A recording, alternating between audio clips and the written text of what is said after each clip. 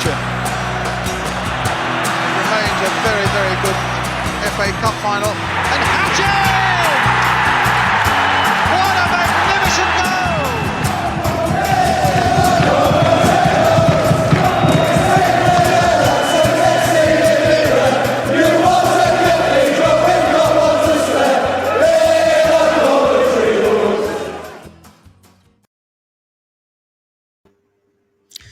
Good evening and good afternoon and welcome to All Things Sky Blue match preview for our Carabao Cup game on Wednesday the 18th. I just had to think about that then. Wednesday the 18th to get Tottenham Hotspur at the CBS Arena. Shortly I'll be introducing my guest Theo Delaney from the Spurs Show. I'll bring him in shortly. Just to remember where you can find us, guys. We are available on X or Twitter, Facebook, TikTok, Instagram. We are on YouTube as well, so please go and like and subscribe to anything that we do on there.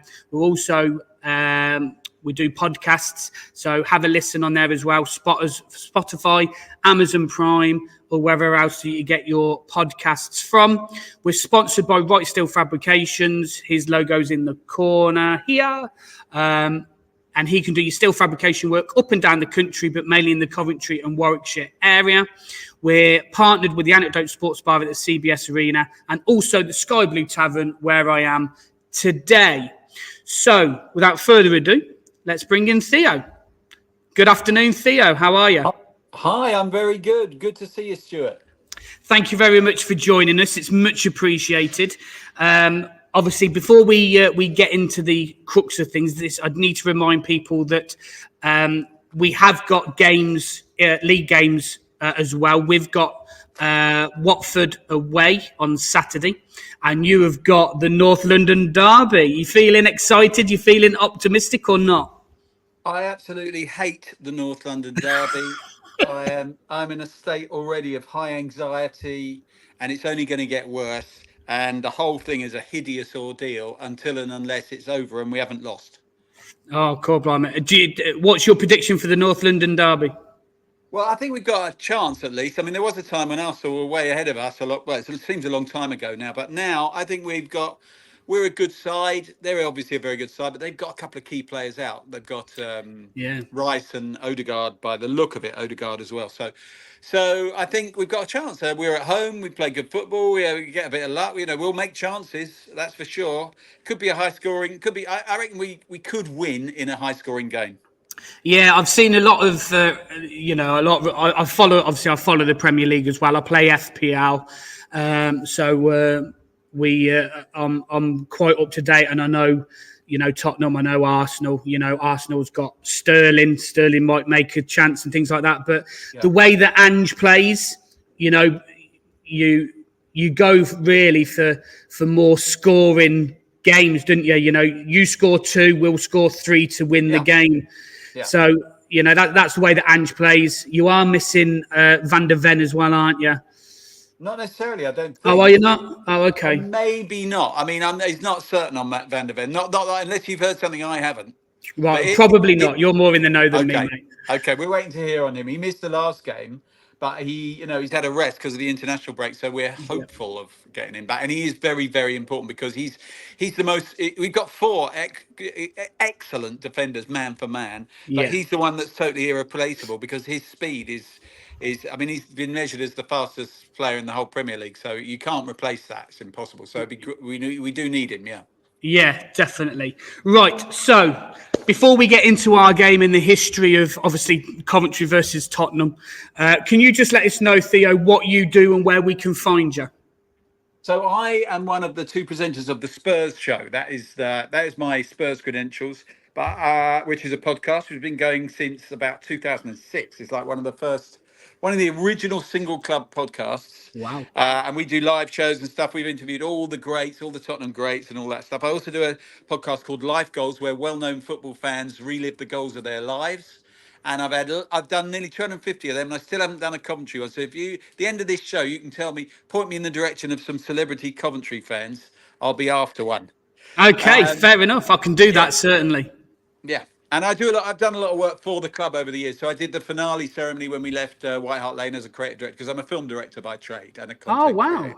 Oh, fantastic. Brilliant. Thank you very much. Well, we're very honoured to have you on then, Theo. Thank you very much for joining us. Right, so going back to we'll start off with the league first. I've looked at our recent history. I would say recent history, not that recent to be fair. The last 10 games, you've won 6. We've lost 1 and we've drew 3. The last win that Coventry had against Spurs, I believe, was 2000. That was our relegation year, I think it was. It was a 2-1 win for Cov. We had John Aloisi and John Eustace score for us, and you had Sergei Revbrov scoring for you. So that's how long ago it was. Yeah, that takes me back. My children were just born because I remember buying them a little soft toy, and it was a little dog, and I called it Rebrov. And that was because I thought Rebrov was going to be a Tottenham legend. He ended up being far from it. Yeah. Yeah. What's your history with Coventry? Obviously, we'll come to the 1987. Obviously, we'll speak about that shortly as well. But what do you remember from the Coventry games and Tottenham games?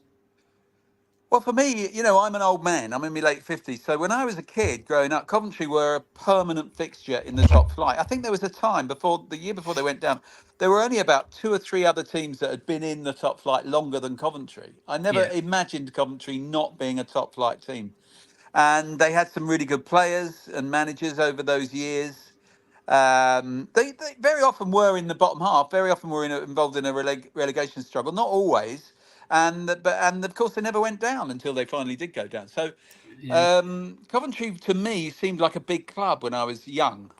And then my own personal. I mean, we had some good games with them. I seem to remember losing to them on the last day of a particular season.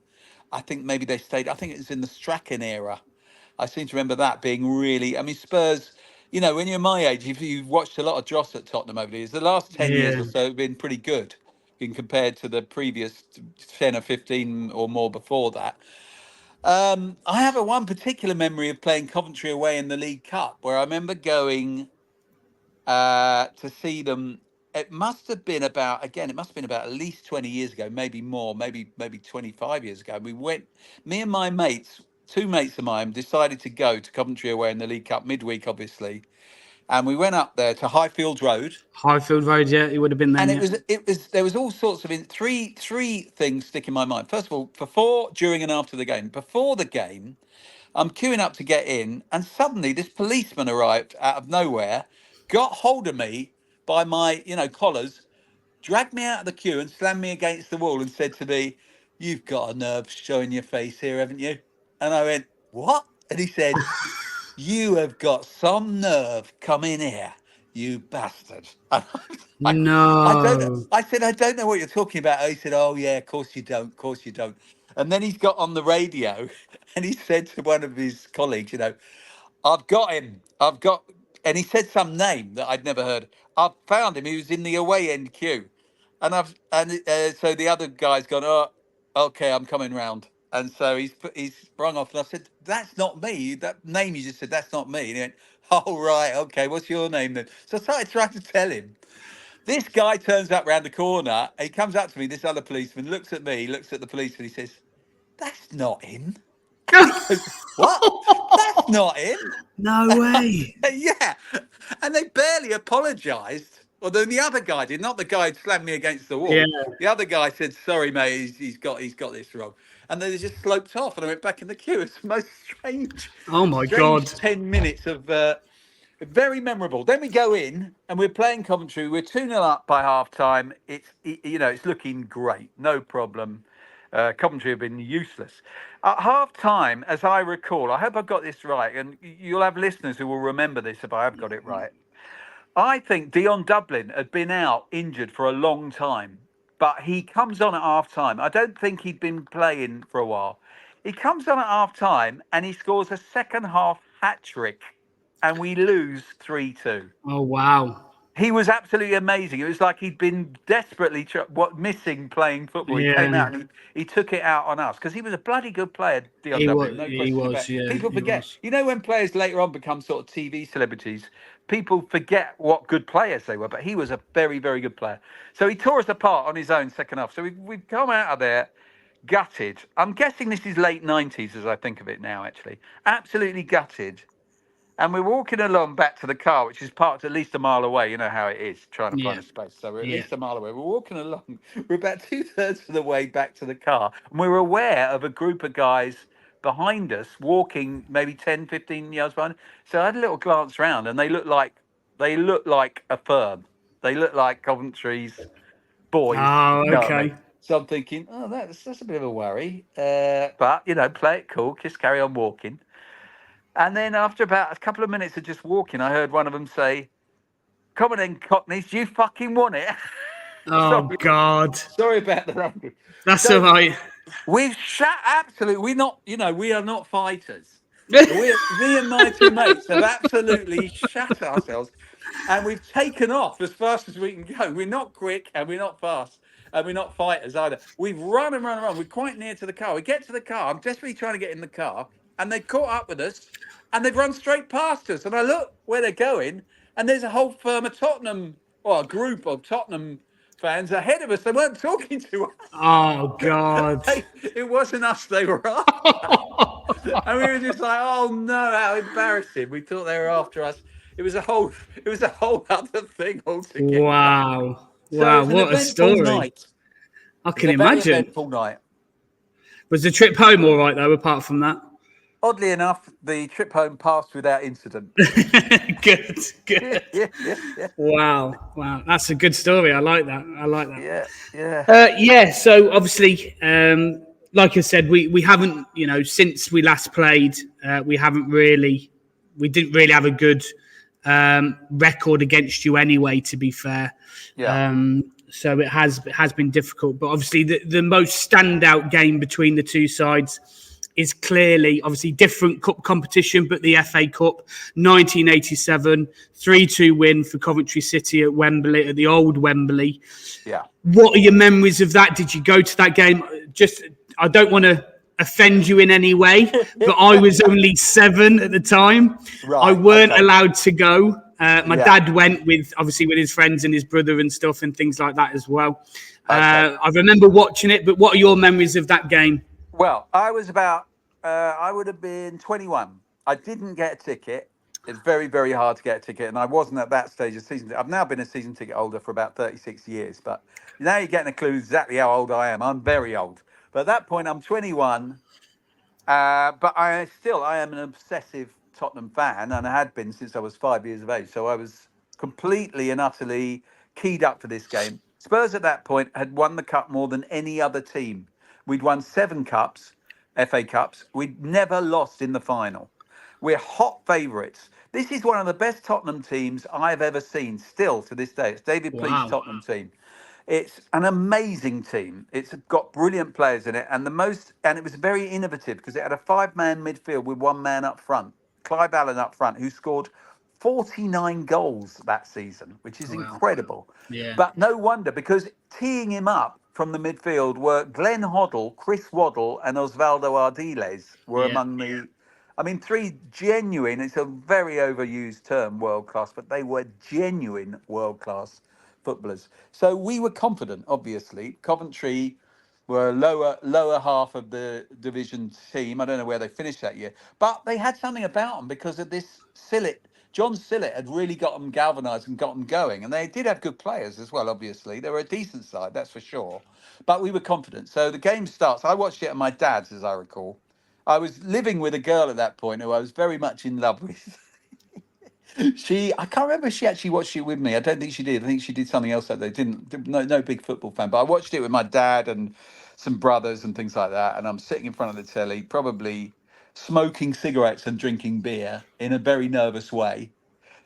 And we scored after about a minute or less. I mean, the ball comes down the wing. I think Paul Allen, I think it was, put it across, and Clive Allen scores. And we just think this is going to be exactly what we thought. This is going to be an absolute.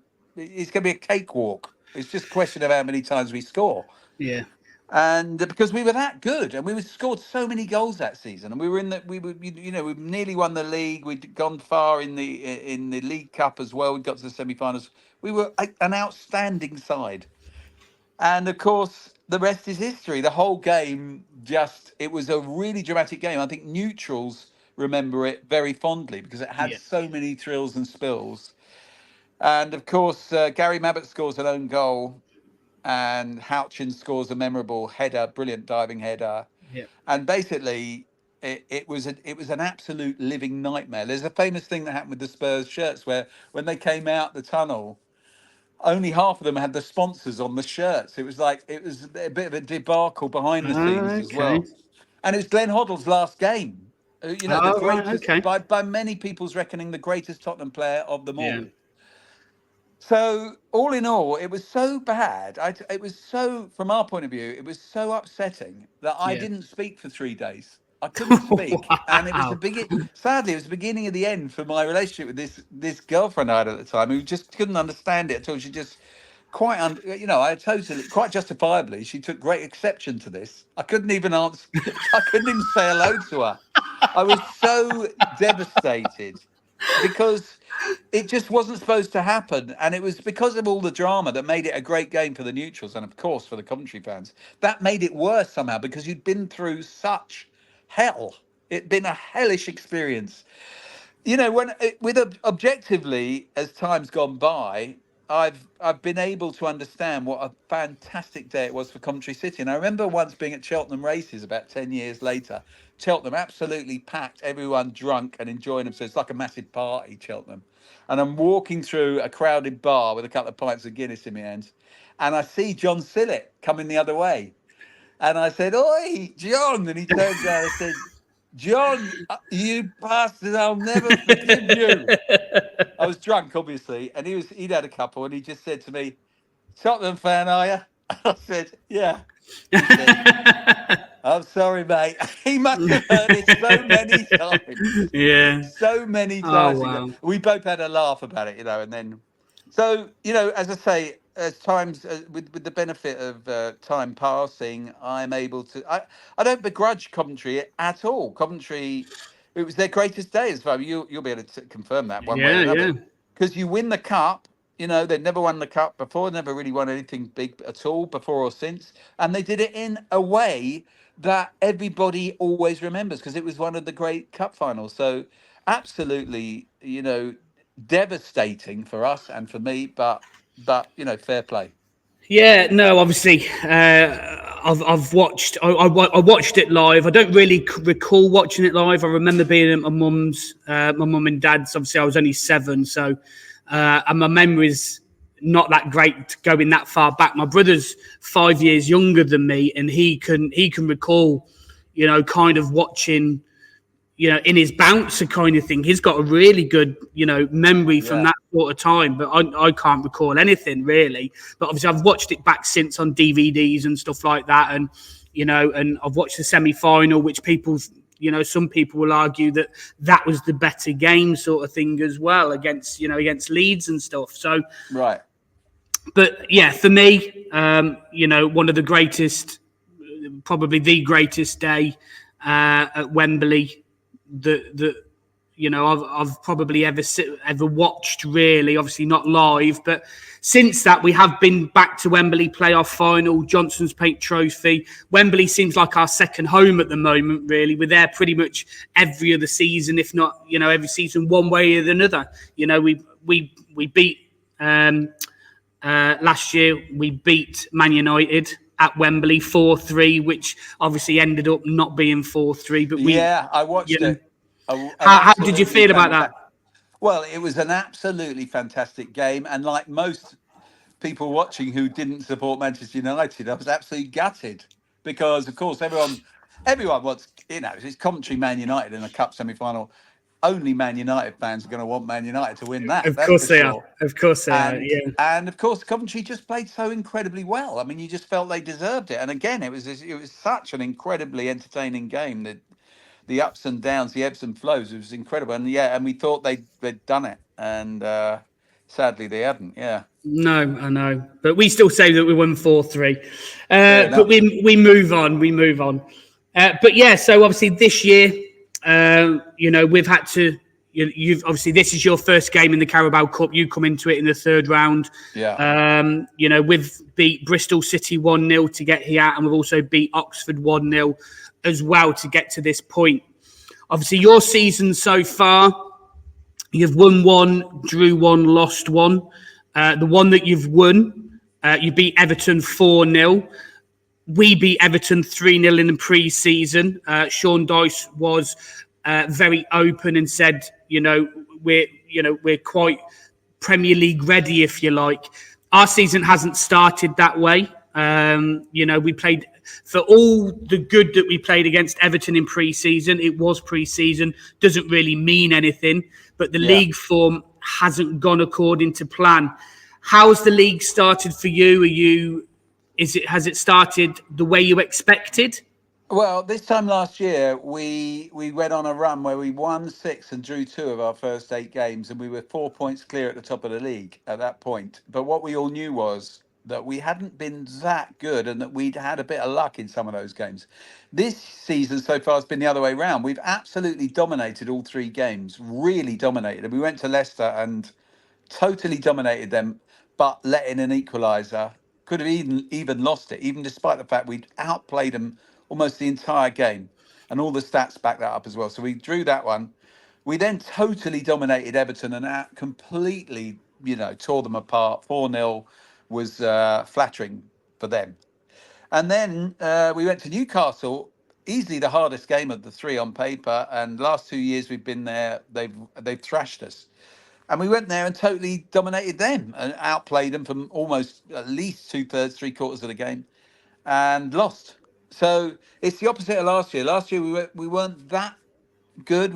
But we had a lot of luck at the beginning of the season. This year we've been good, but we haven't had much luck. The thing about the way Ange plays is he's he only plays one way, as he always says. We attack, attack, attack, and we give the other team chances. So we've been missing chances. That's been the problem. But against Newcastle, we didn't even have a centre forward on the pitch. We've actually got 2 proper centre forwards, Premier League centre forwards in Richarlison and Solanke, but they were both injured.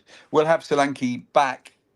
I don't know whether Richarlison will be fit, but we'll have them certainly Solanke I expect to be fit for the weekend against Arsenal, and one of them I would expect to start against Coventry as well. But Oh, of course, the big thing is, what sort of team will Spurs put out?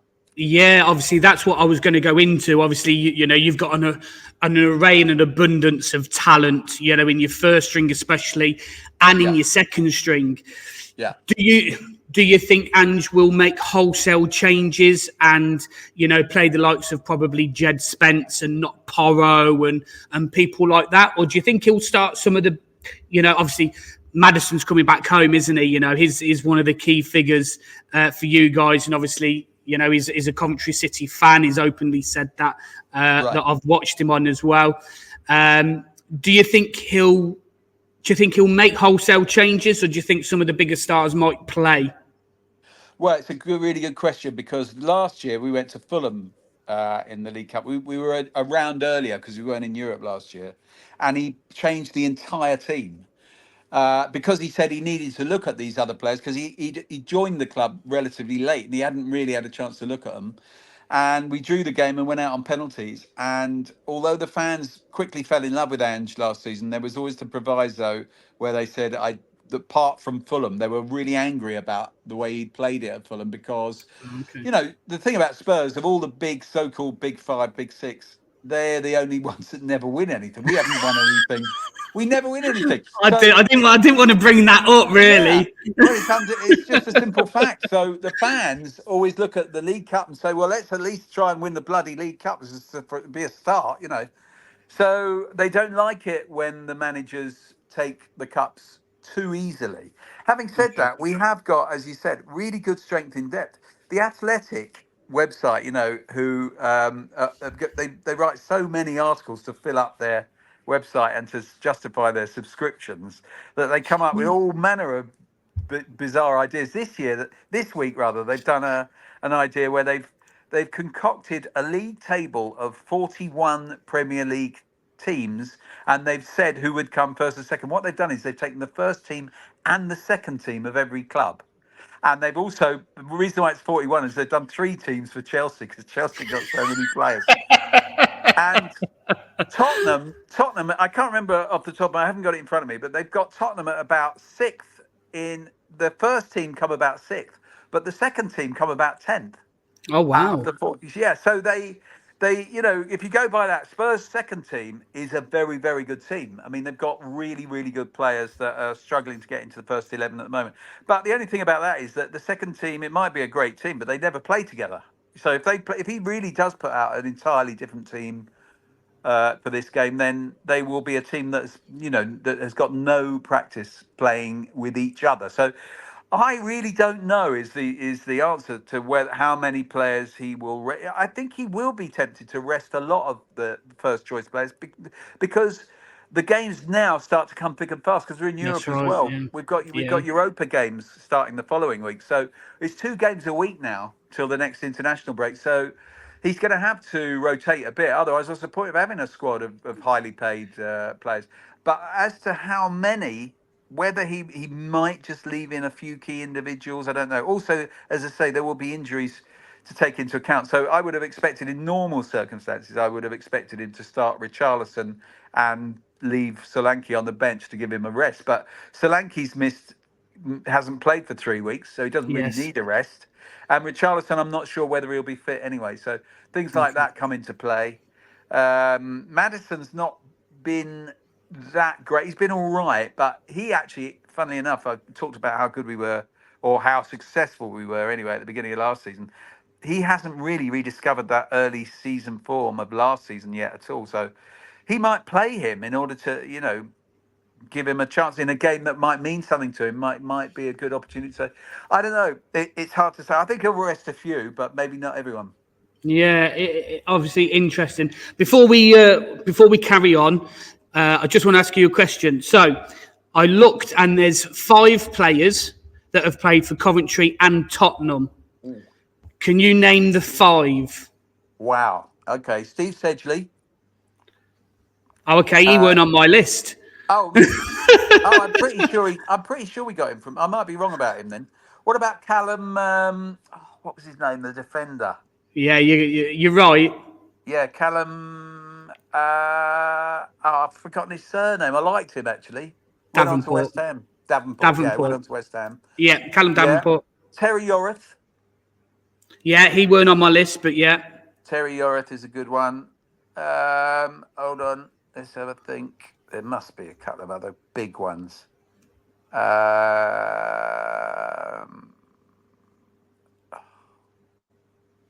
on. Hold on a minute. Hold on. No, I'm going to kick myself when you tell me. You are, definitely. So obviously there's James Maddison, Callum Davenport, Robbie Keane. Oh, I've forgotten Robbie Keane had played for Coventry. Yeah. Yeah. Tim Sherwood. Oh, I don't remember him playing for Coventry. Okay. Yeah, he played for Cov. And I didn't realise, and I can't recall him playing for Coventry, Johnny Jackson. Oh, no, I don't remember him. Well, he was a fringe player at Tottenham. He came through the ranks. Okay. He came through the ranks at Tottenham. He only played a handful of games. I quite liked him, but he was very slow. But he had a lovely left. Well, I can't remember what foot it was, but he had one very good foot. That's for sure. He did. He went on into management, didn't he? I believe so. Yeah. And I think Louis Binks obviously plays for us now, but he came through the ranks, I think, at Tottenham. Right, don't know him. Okay. Don't know him. But I think Sedgley, I'm pretty sure we bought Sedgley from Coventry. And he was good. I can't remember. He's been on our show. He actually nice. Yeah, he played in the 91 Cup final team that actually did manage to win. Oh, okay. Excellent. Yeah. Excellent. Right. So now do you follow the Championship much? Do you know anything about Coventry? Do you know any Coventry players at all? Not really, no. I mean, as I say, I watched that semi-final last year and I was very impressed with them. Obviously, I think Mark Robins is a really underrated manager, actually, when you look at what he's achieved at Coventry. I'm always surprised he doesn't get linked with, bigger jobs. Not that I'm wishing him away. I mean, how do the fans feel about him? Because sometimes managers, when they've been around, he's been the manager a long time, hasn't he? Yeah, he's been there 7 years now. Yeah. That's for his second stint, because obviously he managed us and then he went to Huddersfield, I think it was, and then he come back after Huddersfield, and he's been with us for 7 years. Now, if you were asking me, if we were playing this game this time last year and you asked me about that question, I would have gone, is the Messiah, and he can't do anything wrong. Yeah. This season, because there's a lot more optimism with the people that we've signed. Again, this is a third season now that we've started off slow. And he's been given money to spend over the past 2 seasons with the sale of Victor Gyökeres and Gus Hamer. And he's been given money to spend. Whether he's spent it in the right way or not, who are we to say at the moment? Yeah. But there are question marks over him. And like I said, our last performance, league performance against Norwich just before this international break was poor. We lost 1-0 and it was a poor game. We didn't turn up whatsoever. And some of the fans now that are starting to turn slightly. I'm not saying that I am one of them people, because he's been in this position before and he's got out of it before. But question marks are starting to come. If we lose against Watford on Saturday, and it's a poor performance, for me, against you guys, it's kind of a free hit anyway. Yeah. If we beat you and we get through, brilliant. We're in the next round of the cup and we've taken a scalp in Tottenham. If you guys turn up and we lose, we've lost to Tottenham. You're a Premiership side. What do you expect, kind of thing? Fair enough. Yeah. It's about, for us, really, it's about the league and it's about the performance. If we have a good performance against Watford and then have a good performance against you come on to me again and ask me what the fans are thinking, and it will be completely different. Yeah. But if we lose to Watford and then lose to you, again, it's going to be cranking up a notch and the pressure's going to be mounting on Robbins a lot, really. And I think, I'm not saying, like I said, I'm not wishing him away either, but I just think the reason why maybe clubs haven't taken a punt on him is because nobody knows what he's like with money, because he's always had no money to spend. Right. And when you've got that money to spend, like he has, like I said, there's question marks over whether he's brought the right players in, whether he's, we've got Ben Sheaf. Ben Sheaf's our most influential midfielder. He's been out for the first 3-4 games of the season, and it's kind of told that he's been out as well. Yeah. We haven't got the cover. We've got strength in depth in other areas, but down that spine, we might not have enough. So, if Ben Sheaf comes back and the Ben Sheaf that we know and love plays against Watford, he'll probably play against Tottenham as well, just to get minutes in his legs more than anything, really, and hope, fingers crossed that he doesn't get another injury. Yeah. Then it might be a different game. But we have got strength in depth, and he will change things around for the league game and the cup game. So it will be interesting to see what team he puts out on that one as well. But look, on our day, we will give anybody a game. The pre-season against Everton, we beat them convincingly. Yes, they were missing players, but we still beat them convincingly. We turned up against Man United at Wembley. We beat Wolves. So we've beaten Premiership opposition. So we know we can do it. We just have to turn up, and we have to do it more regular, because at the minute, you can call Man United a cup team if you want, because they turn up, 1 in every 4 games or something. That's pretty much what we're doing at the moment. So we need to start being a little bit more consistent in our performances. I'm sure it will come, and I'm sure he'll turn it around. But he is starting to gain a little bit of pressure now. Mm-hmm. So, so can I get a prediction out of you?